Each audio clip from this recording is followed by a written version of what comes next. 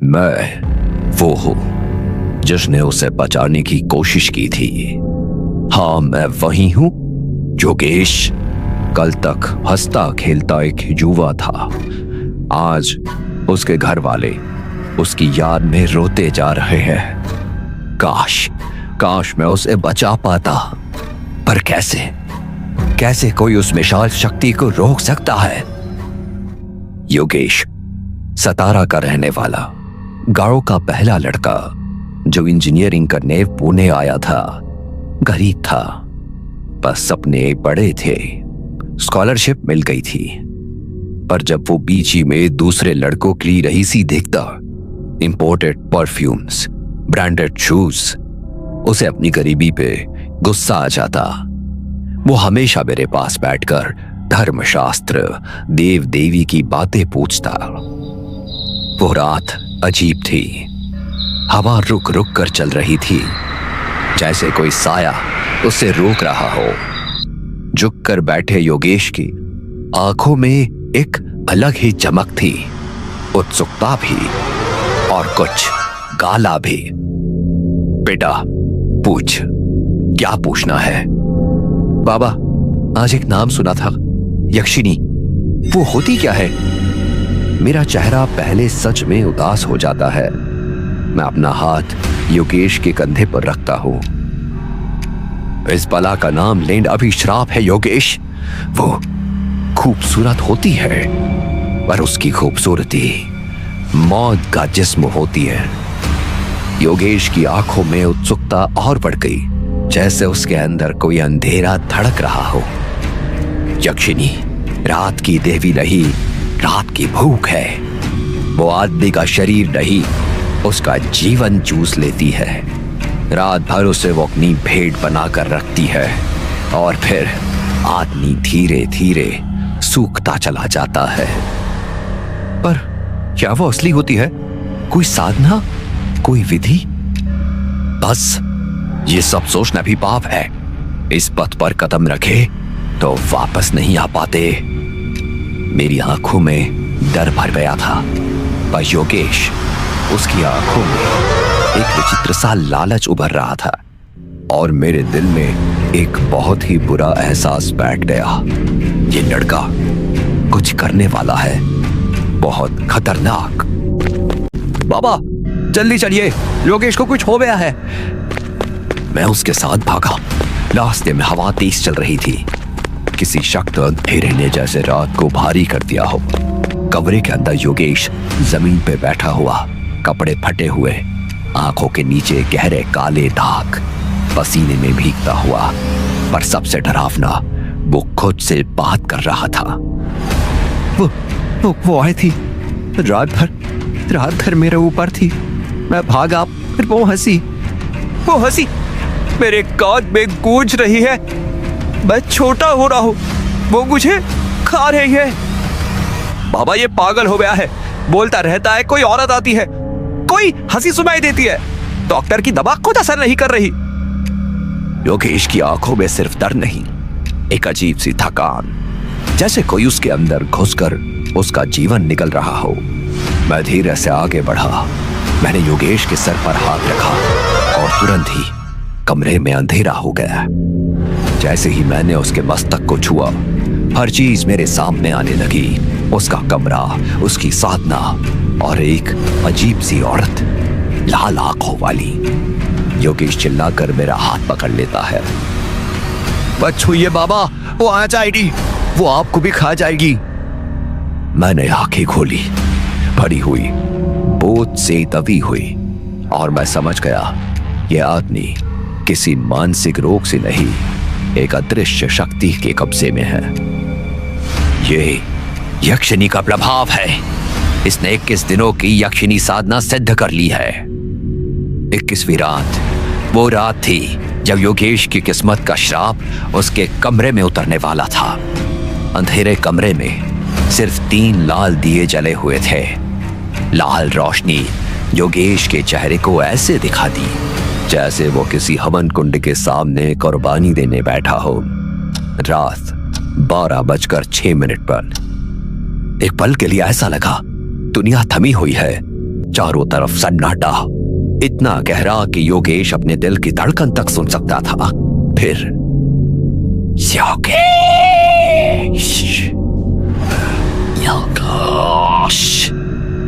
योगेश का गला सूख जाता है, हथेलियां पसीने से भीग जाती है। उसके कान के पास कोई सांस लेता है। कौन? धुएं से एक महिला का आकार उभरना शुरू हुआ, पर यह कोई आम औरत नहीं थी। वो धीरे धीरे पूरी होती है, पैर लंबे, चमकती जैसे सांप की चमड़ी, काले खड़े बाल हवा में तैरते हुए, छाती से लेकर कमर तक एक अजीब आकर्षण, पर नीचे शरीर थोड़ा मुरझा हुआ, जैसे अर्ध मृत्यु और अरहत का मिश्रण। आंखें लाल, आग की तरह। तो बिल्कुल योगेश के सामने झुककर आती है, उसके होठ के इतने पास कि योगेश को अपनी सांस बंद करनी पड़ती है। 21 सातों तक बुलाया है, आई हूं, आप कभी नहीं जाऊंगी। रोशनी बंद, दिए बुझ जाते हैं और कमरा पूरा काला। सिर्फ एक आवाज, पलंग के पटकने की। रात 12 बजते ही योगेश जहां भी होता, वो उसके ऊपर होती। जब वो योगेश के पास आती, हवा का वजन बढ़ जाता, कमरा भारी लगने लगता। योगेश का सीना बार बार धड़कता। उसकी उंगलियां भी जब योगेश की गर्दन पे फिरती, वो धीरे से उसके कान में कहती, योगेश, तुम सिर्फ पी रहे हो।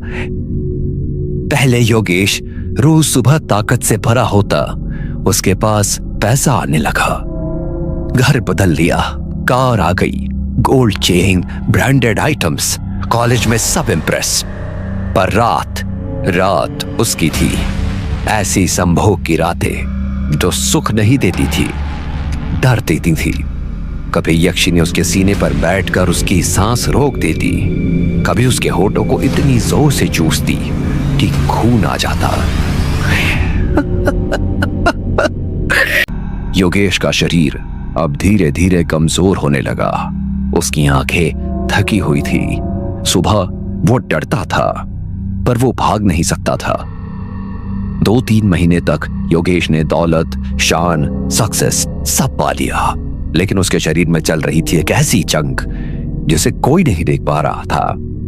सुबह सुबह योगेश आईने के सामने खड़ा था, आंखें पीली, गाल अंदर दबे हुए, ओठ बिल्कुल सफेद पड़ चुके थे। आईने में पहली बार उसने कुछ अजीब सा देखा। अपने कंधे के पीछे एक लाल उंगलियों का निशान दिखा, जैसे किसी ने रात को पकड़कर बढ़ा दिया हो। ये कब वो? आईने में योगेश तो था, पर पीछे एक और साया, एक औरत का, जो आईने में तो दिख रही थी पर असली कमरे में नहीं थी। औरत का साया धीरे से आईने के अंदर से हाथ बढ़ाता है, उंगलियां लंबे, पतले, काले नाखून। सुबह हो गई योगेश, कल रात बहुत मजा आया। योगेश पीछे मुड़कर देखने की कोशिश करता है, पर पीछे कोई नहीं, बस उसकी गर्दन पे ठंडी सी हवा। योगेश का शरीर टूटने लगा। पहले कमर में दर्द, फिर पैर भारी होने लगा, फिर नींद गायब। उसके दोस्त देख रहे थे कि वो बिना वजह चिल्लाता, खुद से बातें करता, हाथ कांपते रहते, आंखें कभी नॉर्मल, कभी लाल। सबको लगा वो पागल हो रहा है, लेकिन असली वजह थी यक्षिनी। रात को संभोग अब सुख नहीं, दर्द और टॉर्चर बन गया था। कभी यक्षिनी उसके सीने पर बैठकर उसकी सांस दबा देती, तो कभी उसका होठ चबाती, खून आता। योगेश सो नहीं सकता था, जीना नहीं चाहता था, मर नहीं सकता था। वो सिर्फ जी रहा था, उस यक्षिनी की भोग का इंतजार करते हुए। योगेश भागना चाहता था, कॉलेज छोड़कर, रूम छोड़कर, शहर छोड़कर, पर यक्षिनी से भागना वो असंभव है। एक रात योगेश फुल स्पीड में घर से भागा। रोड के बीच से आंखों में आंसू, सांस टूट रही। छोड़ दे मुझे, लेकिन जहां वो भागता, हर गली, हर मोड़ हर चौराहा यक्षिनी पहले से वहां होती। मैं तुमसे दूर कब थी योगेश? योगेश डर के मारे रोड पे गिर जाता है, सर जमीन पे टकराता है। उसकी आंखें धुंधली हो जाती है। ऊपर आसमां, और उस आसमां में एक औरत का चेहरा, लाल आंखें उस पर झुकी हुई। अगली सुबह प्रशांत ने योगेश को कई फोन किए, कोई जवाब नहीं आया।